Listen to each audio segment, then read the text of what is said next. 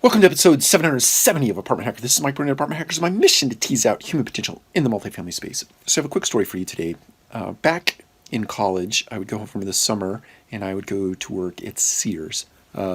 Yes, Sears, that's Sears. And I actually worked in the lawn and garden department selling tractors, lawnmowers, hedge trimmers, weed whackers, etc.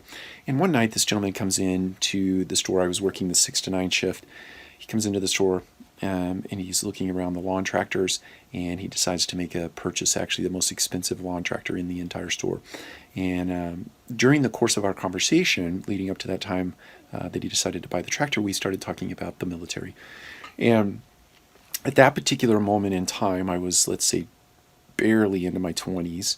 I had a very poor opinion of the military because my experience with the military was that they were very arrogant and very overbearing with their sense of self. And I was, in hindsight, I can see that I was very uncomfortable. I was very immature in my way of thinking. But anyway, the point of the story is I started sharing my opinion very strongly, my adverse opinion of people in the military. And so we get up to the cash wrap, and the gentleman hands me a credit card, and I say that I need a form of identification so that I can validate, or I can run your credit card.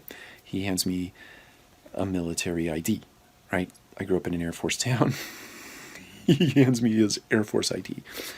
And he could see that I had turned 3 shades of red, or I turned white as a ghost, one of the two. And he said, look, I forgive you. You're young. You don't know. But let me ask you a question. He said, would you rather have an arrogant, I think I described them in terms of a-holes, right? So would you rather have arrogant a-holes out there defending your country, or a nebbish wallflower type?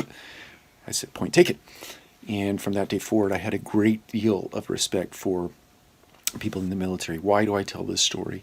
Because I think that there are cultures that exist within organizations, especially very large organizations, where there is one part of the business, and you see this in the multifamily space, that really drives the investment opportunity and putting the investments in place so that the operations side of a business can actually run those things and make the business viable, right? And so that particular culture, that particular area of the business demands a person that is really highly self-confident and exudes type A personality and is a hard driver of business and getting deals done in high-stakes negotiation situations, etc.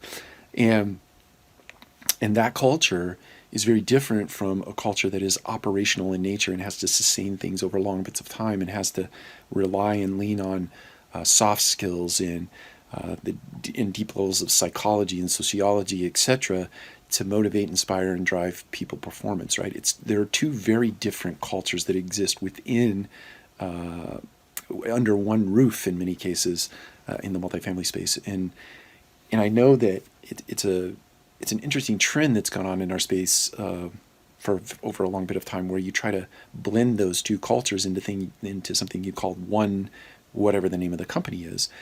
I have a very opposite opinion of that, in the sense that you should not do that necessarily.